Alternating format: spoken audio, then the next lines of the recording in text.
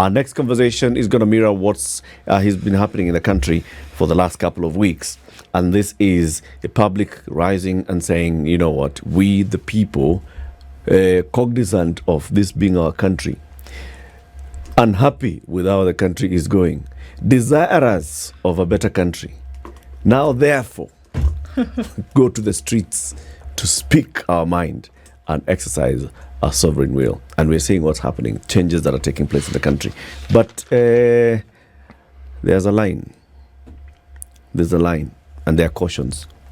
Let's talk about those ones. We are joined by a special presidential envoy for the President of the Republic of South Sudan. His name is Albino Ayuel Aboug. He is our guest. Good morning, Albino. Good morning to you. Welcome to the hot seat of Kenya's biggest conversation. Thank you very much. And I'm here to talk. Karibu sana. You have many names, Bwana. Yes, Albino Ayuel Aboug. Typical African, but just a name of albino, but not the albino of the color. Okay. I'm a black man, you can see. He's a black albino. A black albino. Okay. Karibu sana City. Yes. Welcome him with the day's proverb. Our proverbs for the whole of this week have been from the island nation of Sao Tome and Principe. A devil with fine manners can only carry you to hell. A devil with fine manners can only carry you to hell. It's better to have sincerity of purpose, Yes. deal with an honest people, than to have a deal with the devils. Very good. Very good. The interpretation is good. Yeah. Yes, it's very good indeed. Yes. So you've been in the country. You are special envoy for the president in the talks that have been taking place. Tell us about those talks. What are they about? Well, we got our independence in 2011, and 2 years later, we fought each other between the president and the first vice president. But nevertheless, it started when we have a sudden death of late Dr. John Garang de Mabur.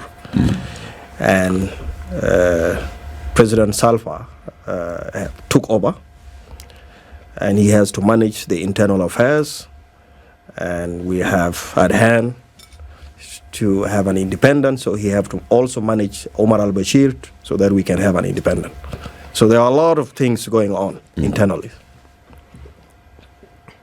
So why did you fight? Why did the war break out in 2011? It started like the way it started here in Kenya. When president and the vice president have an issues, Salva Kiir, the president of the Republic of South Sudan, and Riek Machar have a political disagreement, and Salva Kiir dismissed his deputy, Riek Machar. And Riek Machar went and set up a group, and he started the uprising against the system. Since then? Since then, it has been off and on. The war started in 2013.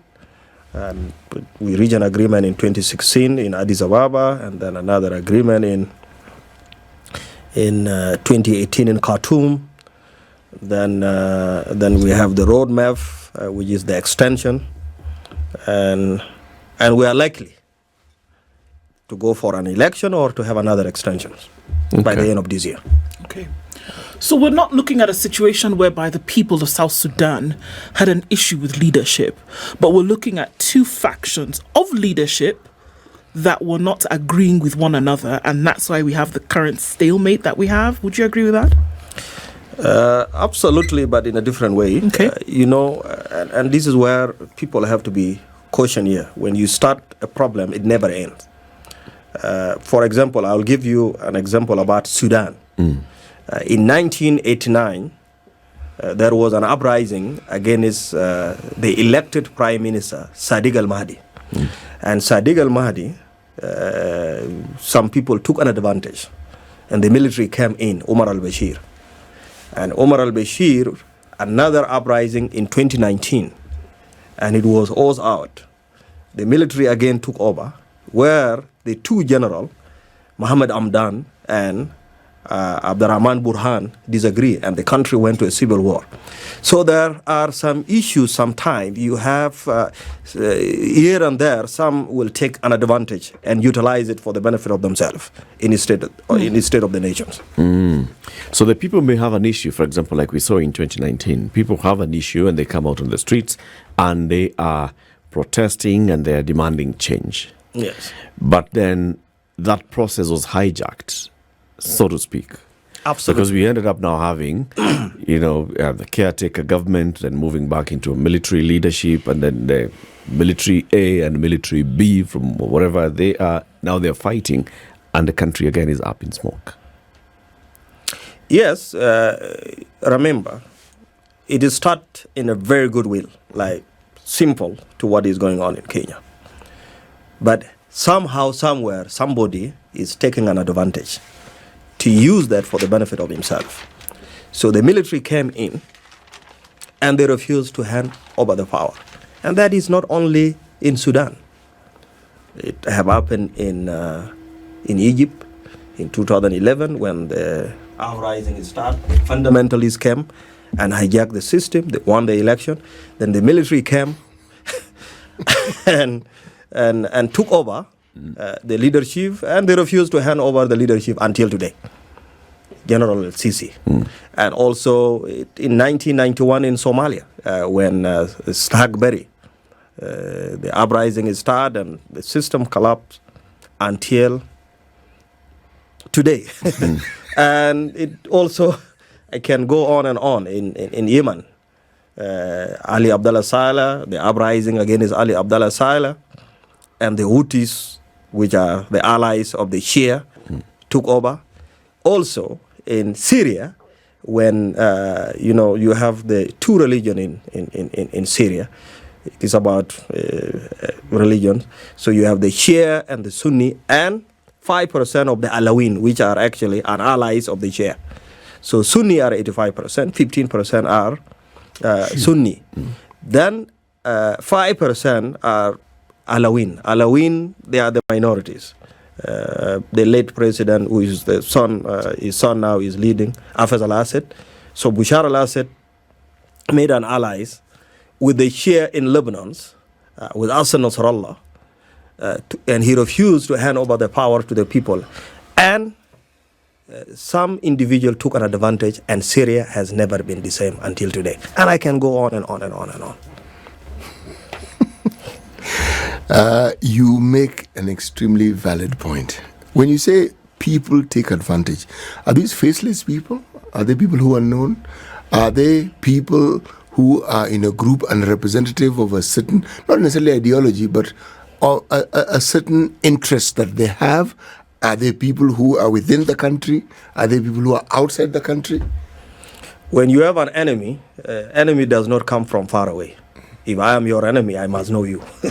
So it has to be somebody who know you to go against you. If I don't know you, I wouldn't go against you.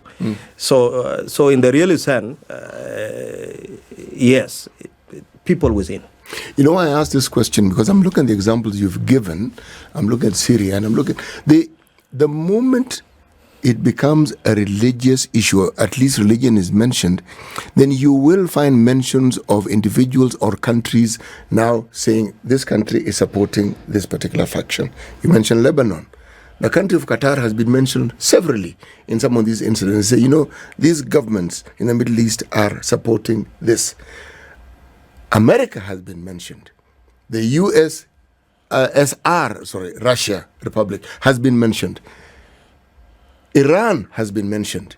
These countries are mentioned whenever there's some of these conflict. And again, I said, when religion becomes a subject and is part of, or is said to be part of this conflict, there's always someone from outside who is helping those who have an issue internally. Yes, you might be right, but it starts from... Yes, it starts from home. It starts from home. Yes. Then now the viewers and those who have the sympathy on the left and right and the middle, so people will start to take a side. For example, started here by the young people, the youth, but those who are now stealing and taking the staff, and some parties from a different politician are now talking about it. Do you think they were part of it from the beginning? The answer is no. No, they were not. But you will now start to con yourself in. Where is my interest here? Where do I go from here? For example, you have talks about Qatar and US and Russia. There are all these countries. Each country have an interest. America have an interest. Russia have an interest. Qatar is a very small country, but having the higher GDP in the country, in the region, they play also a role. It could be a role of the religions or affiliation on some others, political interest or economic interest. For example, in a special when the uprising is start, for example, in Middle East, started in Egypt, it went to Tunisia, and to some part it went to Algeria, never succeeded in Algeria. It went to Libya. It went to Libya. For example, Libya was a better nation than the current system today. The uprising came in not through the individual, but it was an uprising from the external, who actually have an interest. Political, economic interest, to get rid of the gentleman, the late Muammar Gaddafi. And they have succeeded, but they haven't calculated what was going to be the next. And Libya has never been the same. And never been the same. And for example, Sudan has never been the same. Yemen has never been the same. Iraq has never been the same. And so on. I'm curious as to, with what's happening in South Sudan right now, and if we're going to draw any kind of parallels, which I think we can do, where is the voice of the people in a conflict which seems to be between the leadership? I mean, the old adage of, when two elephants fight, it's the grass that suffers, and that's what we see happening here. But what is the voice of the people when it comes to this conflict that is so clearly evident between two leading characters here? What I can say is better to have a peace than to have a war in the country. Indeed. And what we are trying to manage our own affairs now, to put our house in order so that we can talk about the institution, better infrastructure, build the nations. To build a nation, it is not easy. It took about 50 years for Kenya to have a constitution which they are enjoying it today.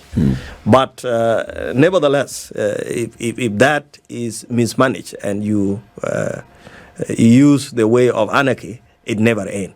And that's why we are trying to get out of it.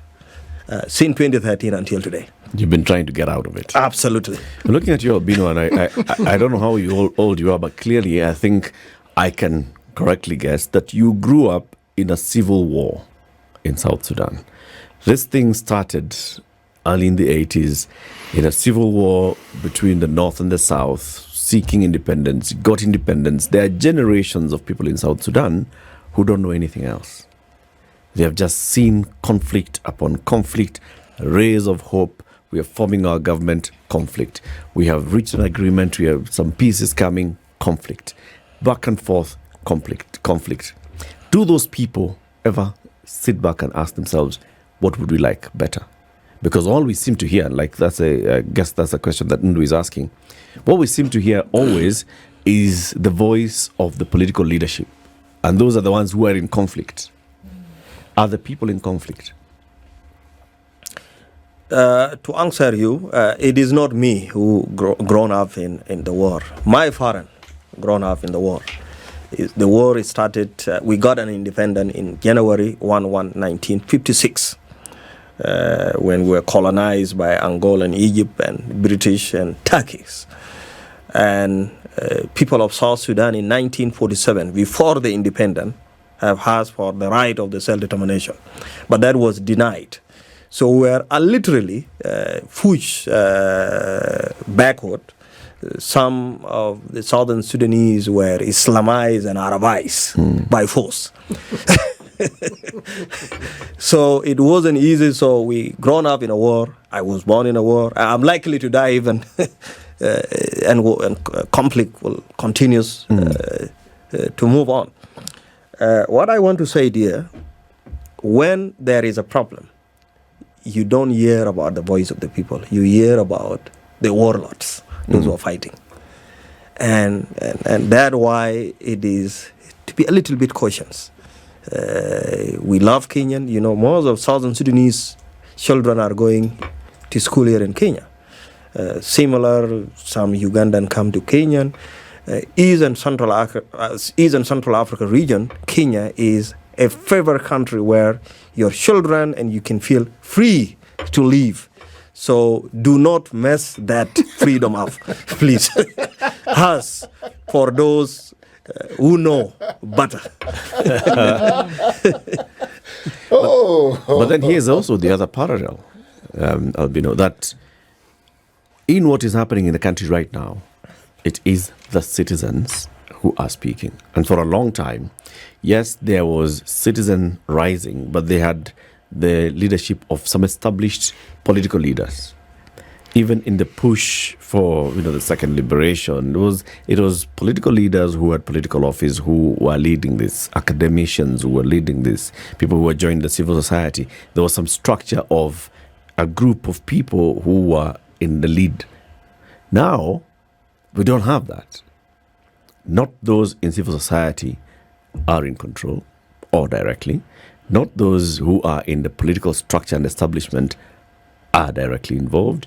Not those in academia are directly involved. It's the ordinary Mwananchi who's involved in this. Now, what are the dangers there? Well,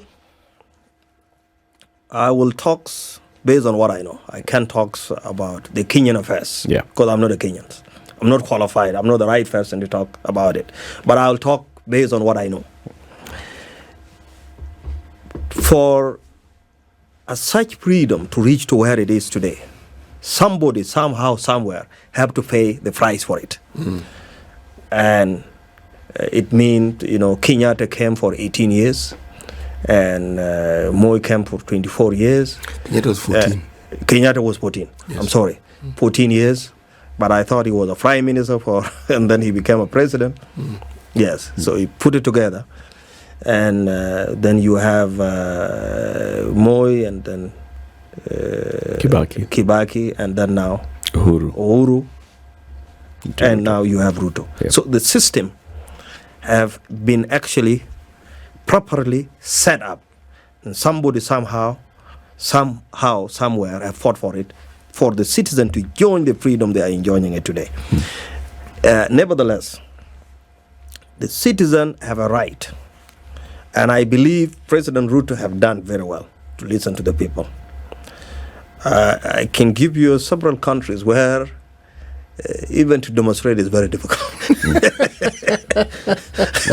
Yes. So I think, seeing he has listened to the people, now the people's voice have been heard here.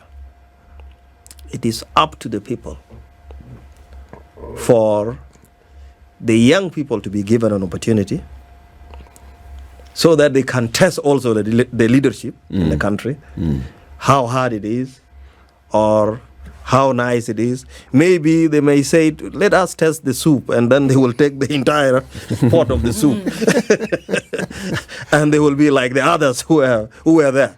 So I believe it is a right thing, what President Ruto have done, to listen to the people, and let's hope the right will of the people will be implemented accordingly and prevail. Our guest today is Albino Aboug. He is the special presidential envoy for the president of the Republic of South Sudan, President Salva Kiir Mayardit. He's been in the country.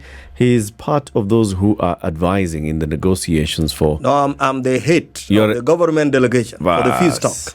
Head of the government delegation for the peace talk that's taking place in Nairobi. Absolutely. And looking at... I'm leading about not less than 10 ministers. Very good. Yes. in Kenya right now, what we have is a leaderless movement. That's what it's been called, right? So people say no individual leader who's come out to say that he or she is the one who is calling the shots here. And what we've seen is a movement that is, somehow organizing, somehow coming up with issues that they say that these are the issues that we want to see, somehow saying that we want to see next steps being taken, push for IEBC to be constituted, push for the reorganization of government, push for this and the other, and there are various voices. At what point would that lose momentum, lose steam, or lose direction? From your experience, looking at everything else around the world. Thank you very much. The issue of they don't have a leader, I don't believe it. For example, I was a special envoy of the African Union in 2014 for Central African Republic, and the peace was negotiating here. Was negotiated here in Nairobi. I was the head of the AU delegation, and by then the chief mediator was the former speaker, Kenneth Marende, deputized by General Monike. So I'm a little bit very familiar with Kenya politics. You can start something and you don't know where it will end. Let me give you an example about 5-6 countries in Africa. Central Africa. Demonstration started in Central Africa against former President Bozizi. And it turned to be against the Muslim and Christian, Anti-Balaka and Selika, without a leader. But later on, 6 months later, Bozizi emerged leading the Christian.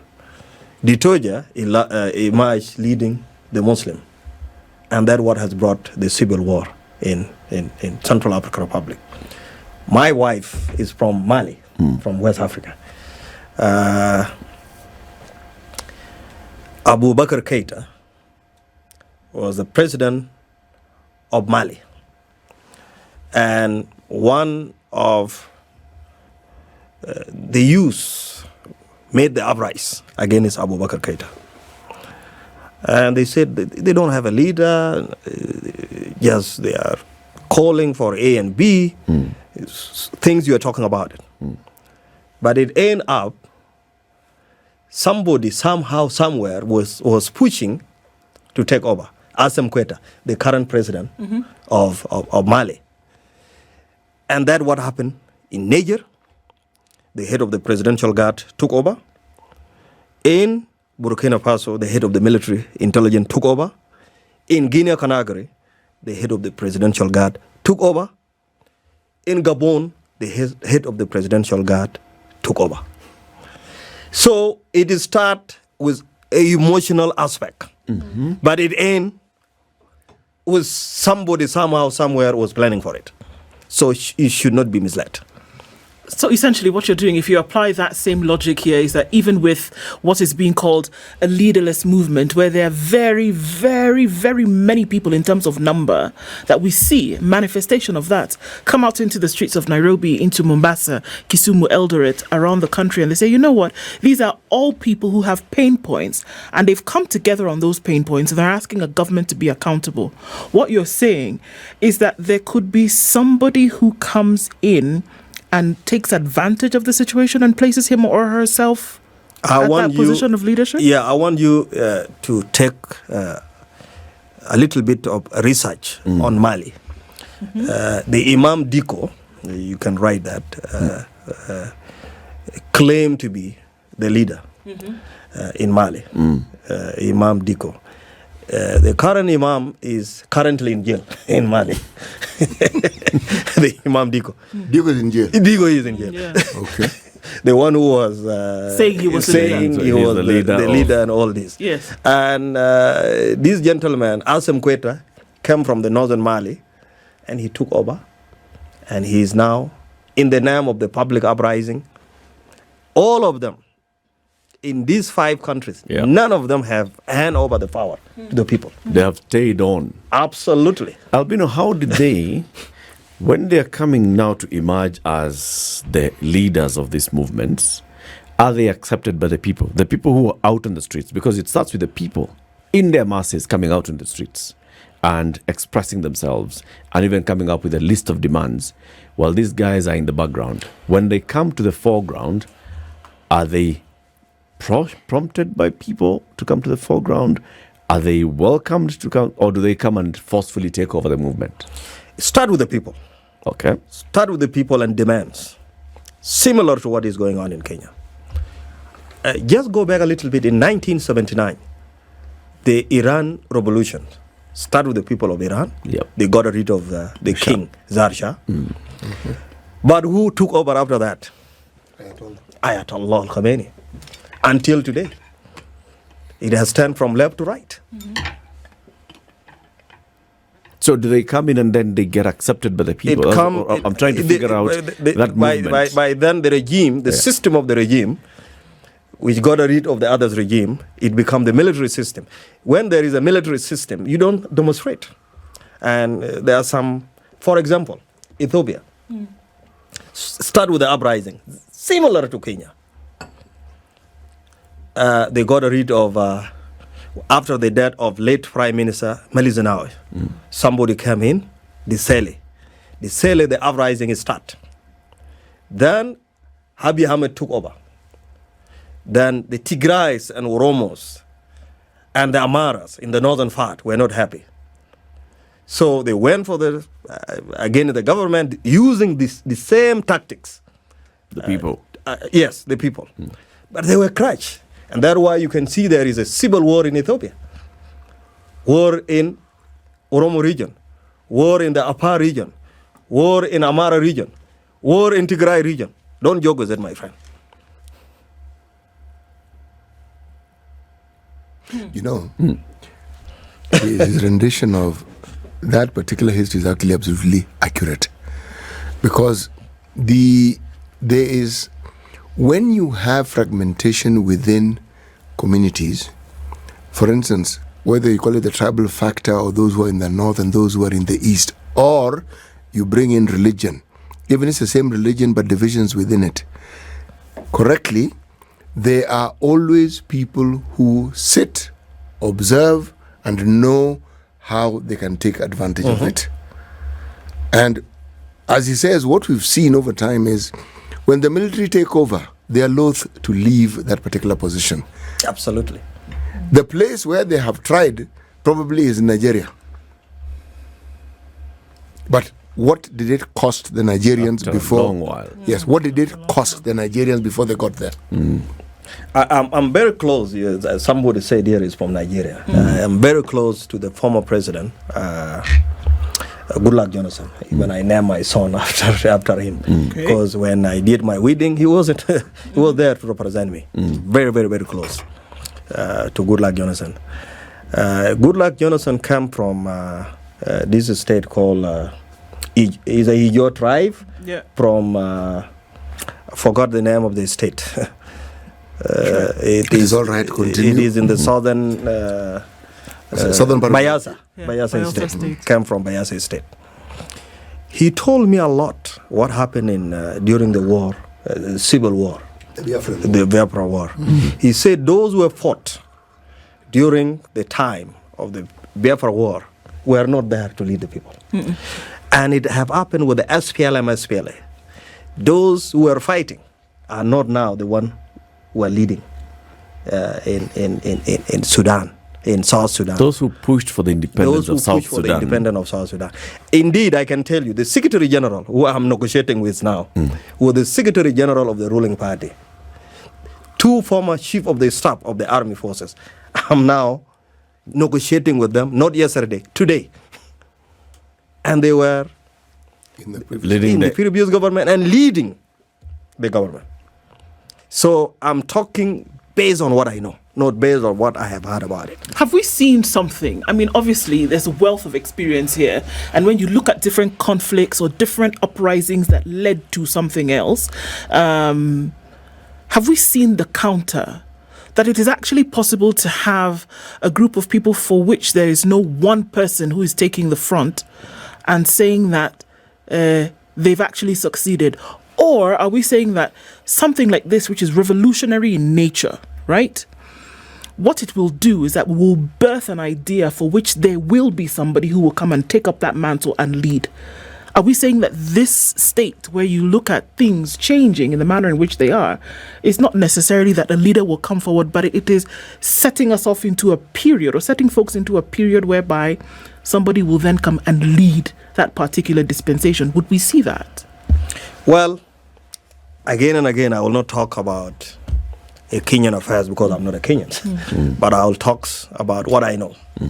I've given you an example of Mali, Niger, Burkina Faso, Guinea-Conakry, and Gabon, and Sudan, Libya, and others. It start with a public uprising. The issue there is no leader. I don't believe in it, because anyhow, somewhere, somehow, there will be a leader at the end of the day. I agree with you. Even now, there is a leader, or there are leaders. Absolutely. Yes. There are leaders. There's nothing There like is a leader, nothing called a leaderless movement. No. It is absolutely a freedom of speech for me. Yes. Somebody somehow is talking. So there is a leader, but they are hiding. But you know, there's this little question. You Yes. know, it's called usurping power. But I'm trying to think. I'm trying to take my mind back in history, or people who usurped power, and trying to see if there are any who usurped power and actually did well for the country. See, like, there are those who would argue, for instance, you mentioned Egypt. There are those who argue that the military felt that the Brotherhood would bring the country to disarray. So, again, their reasoning, not that it's the truth, their reasoning was that if they took over, they were actually helping the country. It's either they're doing it for the people or they're doing it for the country. It is always. But then, the evidence of what they're actually doing can be seen in the actions. Do we have any examples where the military has taken over and the people's lives have actually changed for the better? I will start with Nigeria, since there is somebody here from Nigeria. In Nigeria, the last military was after Abdel Salam Abubakar step aside. It was the last military. Obasanjo was the former. And then you have the Sani Abacha in 1990. Who was actually a military president. and then you have our Ibrahim Babangida, IBB, or how do you call it? IBB, yeah. Yes. And Babangida. Absolutely. Yes. It started in Nigeria, including even the outgoing president, Muhammadu Buhari, who actually was the president. Was military. Yeah, it was a general. It was a general. Yep. Yes. Yep. So when they took over, they take over in the name of the people. Yes. But when they are there in their own name. The people's story changes. Absolutely.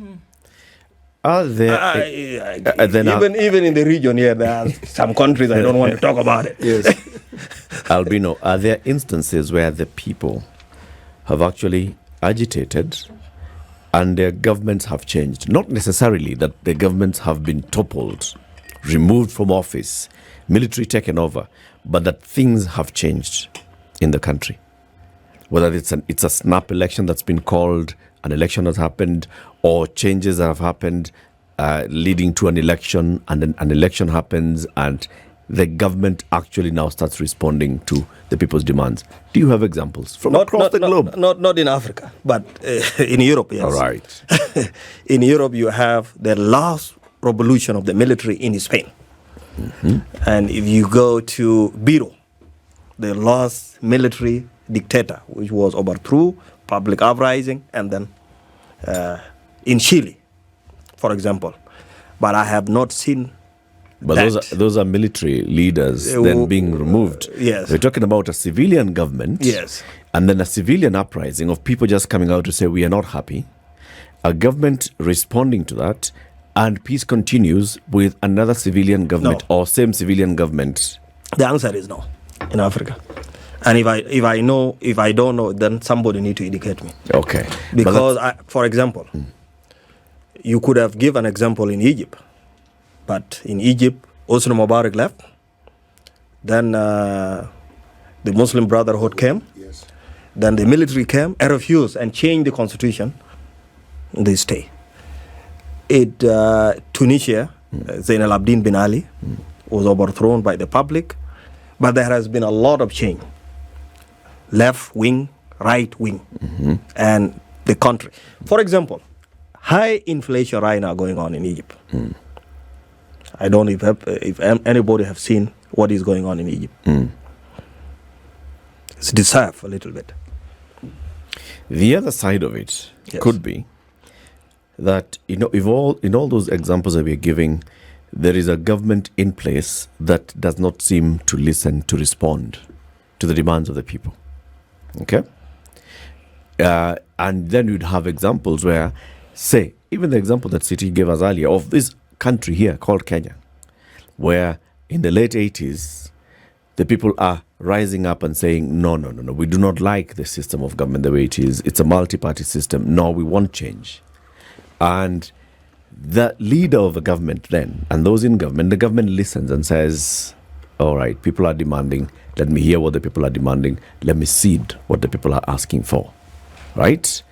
Multipartyism comes in, and then you move into a transition of power from civilian to civilian by the people.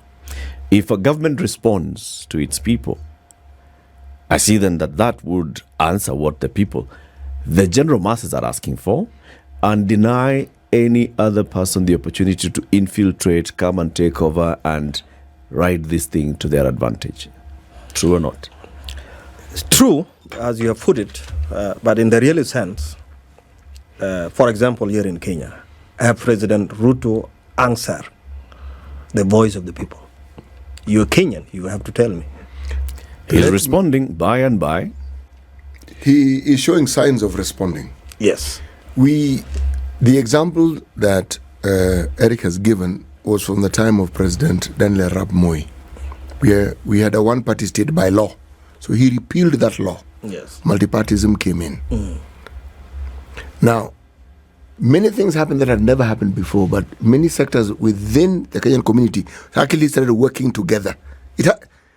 And they worked together, and the eventual outcome was the constitution that we have, what we call the 2010 constitution. Okay? But something interesting also happened. Around us, we were accustomed to presidents, civilian, who take power, change the constitution, then they become presidents for life.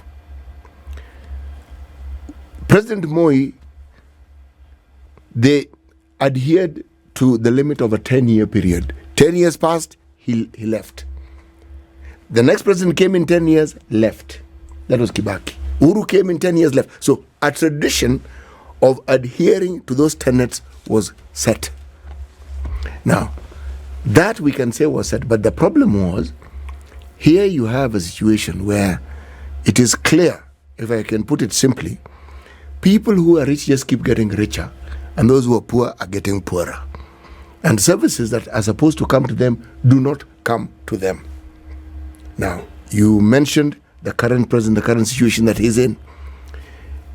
It doesn't matter how good you are. When economic situations don't favor the majority of people, Absolutely. You have a problem, and a very big one. And your response to it will determine whether you stay in power or not.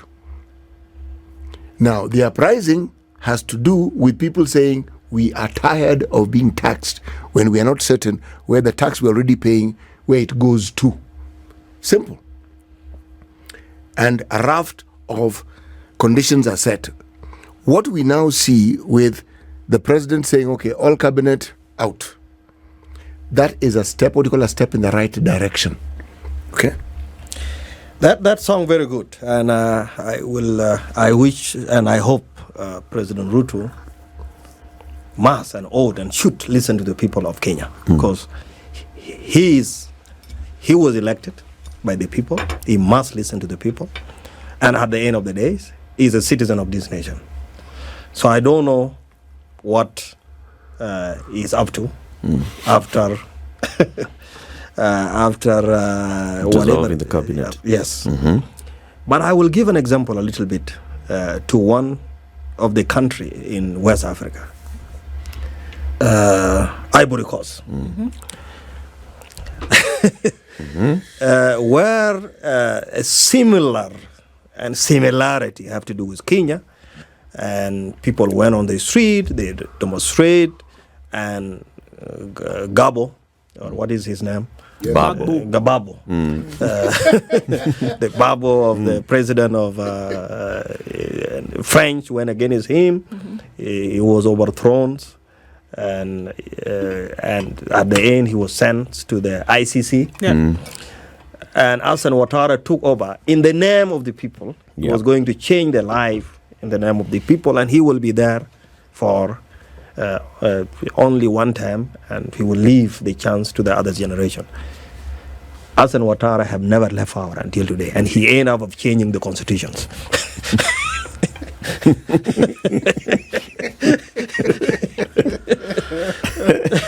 Whoa. Oh, Albino, I hear you.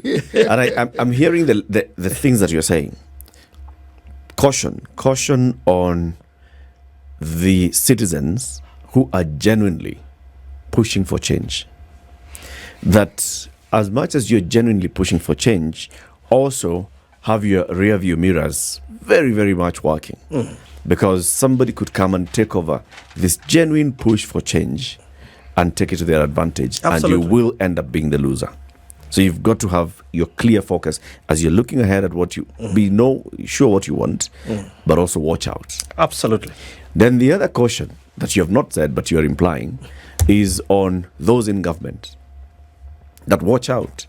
This thing could gather momentum, be pushed, have some internal or external push, and somebody could come and take over this. And the momentum will be so much that it'll drive you off and they will come in.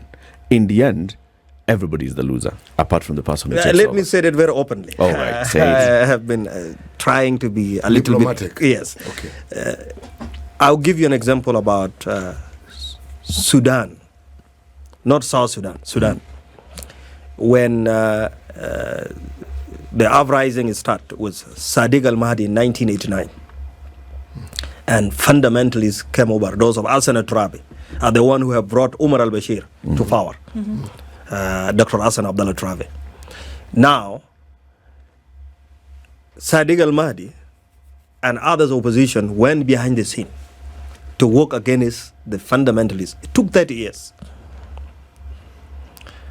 But that turned to a tribe and religion affiliations. So when you push an elected president out through the uprising, he will go and regroup because he has the supporters. And he will do the same to reciprocate what you don't want to be done to you.